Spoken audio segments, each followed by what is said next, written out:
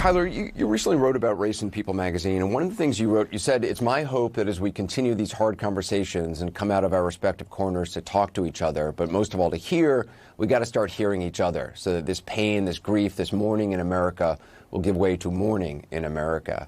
I found that really powerful, and I was thinking about this yesterday. The Attorney General of the United States, Bill Barr, said he doesn't believe there is systemic racism in police departments. If you were to have a conversation with Barr, what would you want him to hear?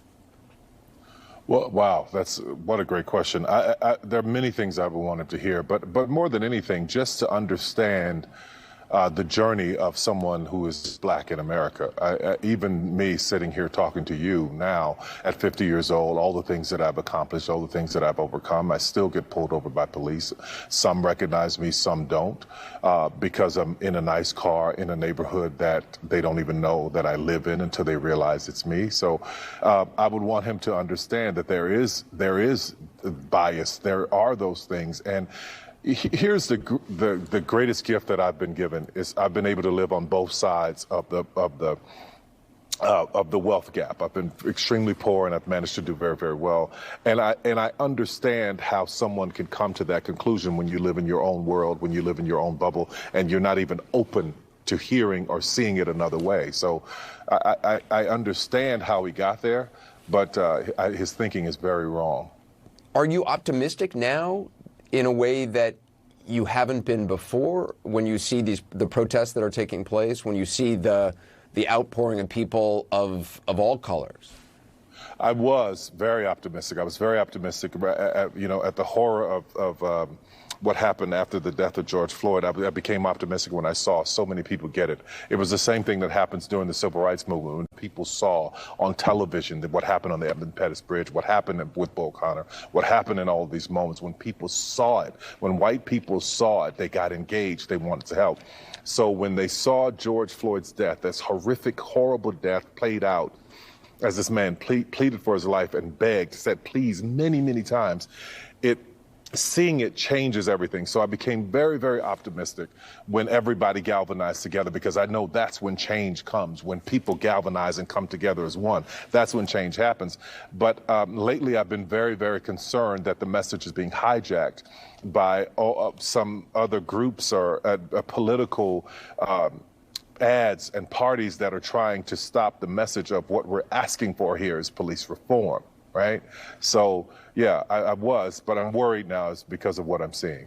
You have your son is 5 years old, and, obviously having a child changes one's perspective on things and makes you see things with a fresh eyes in many senses. Have you had, I know he's 5 years old, have you had a conversation with him about race? I know it's something you've written about, just the feeling of, gosh, I'm going to have this conversation sometime soon.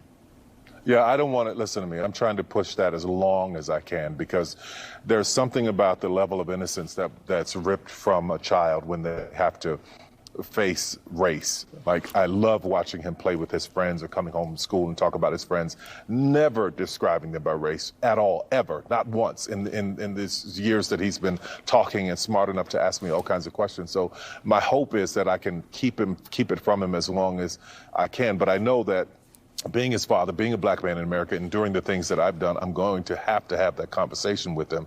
And I know it's coming soon. I know it's going to be painful, but I want to listen. If I can let him hold on to that innocence just for another day, I'm going to give him that.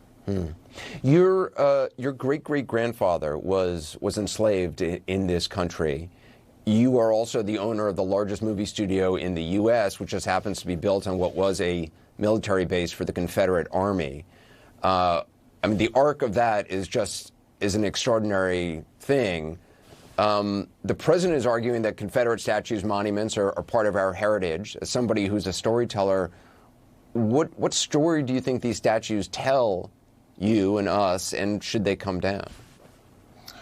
For me, I growing up in New Orleans, and there's a circle that's called Lee Circle that takes you from where the streetcar actually goes around it to take you into the French Quarters and downtown. And you see the Robert E. Lee up top, and there's a Robert E. Lee High School. So these, and listen, as a kid, I loved the Dukes of Hazzard until I realized what the flag represented as I got older. And again, that's going back to holding on to the innocence. When I see these monuments, for me, I can look at them and realize I don't need to see them in the air to understand what happened. I have this.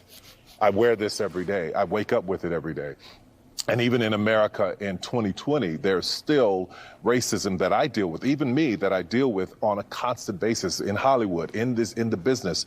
You know, as much as I've been able to accomplish, if people would have given me the shot to just have a fair playing field, God knows where I could be at this point. So I've always had to find a way. How do I find a way to make it inside of this? That's what my mother taught me, who grew up in the Jim Crow South. You have to find a way.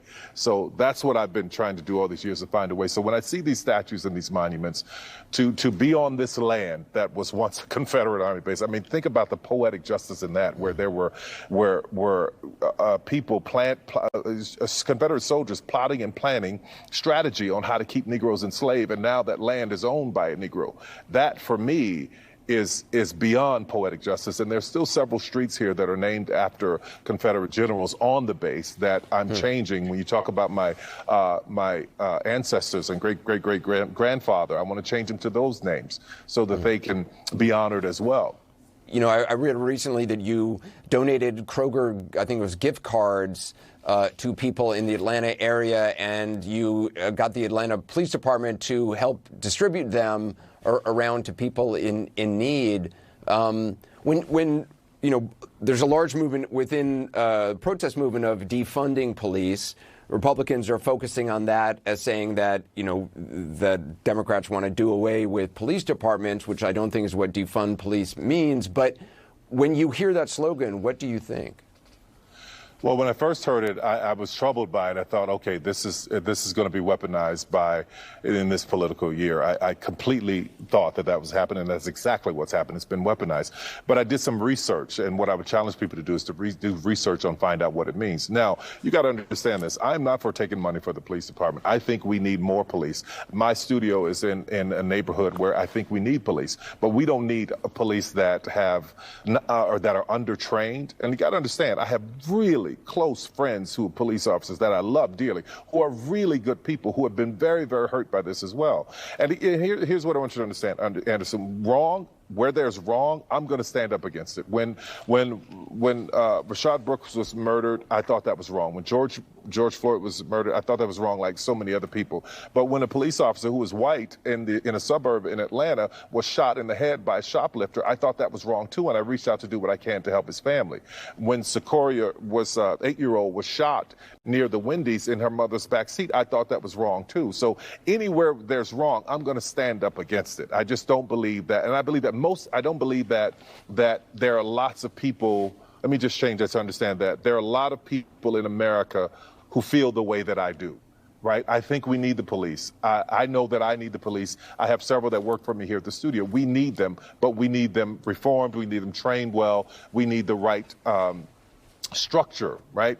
But some of the things inside of defund the police, I really understand, like having officers who are clinically trained to deal with certain situations. I think all of those things are helpful. But taking money from the police department to make the police department smaller, that troubles me. I want to end on just mentioning John Lewis, Congressman Lewis, and also C.T. Vivian, two extraordinary leaders who we've recently lost. There's a story I read, and if you could just quickly tell it, of a connection you had to John Lewis, which is a house you owned was once owned by a racist segregationist business person, I think it was, and John Lewis told you a story that when he learned who owned that house, of his connection to that person. Yeah, it was. We were having a gospel brunch. We've got all these black people, you know, Oprah, all of us there, and we had this beautiful gospel brunch. And John Lewis was there, and I started telling the story about this former segregationist who owned a hotel in Atlanta called the Heart of Atlanta Hotel, who also owned the property that I had just bought. And when I bought the property, he had lost it in a malpractice suit, but he started suing me over and over again. And I remember walking into court and him seeing me for the first time and watching the blood drain from his face, realizing that I was a black man. So eventually I had him disbarred. I think he died a few years ago. But I had him disbarred because he kept suing. We fought and fought and fought because he had no rights for any of that because I bought the property.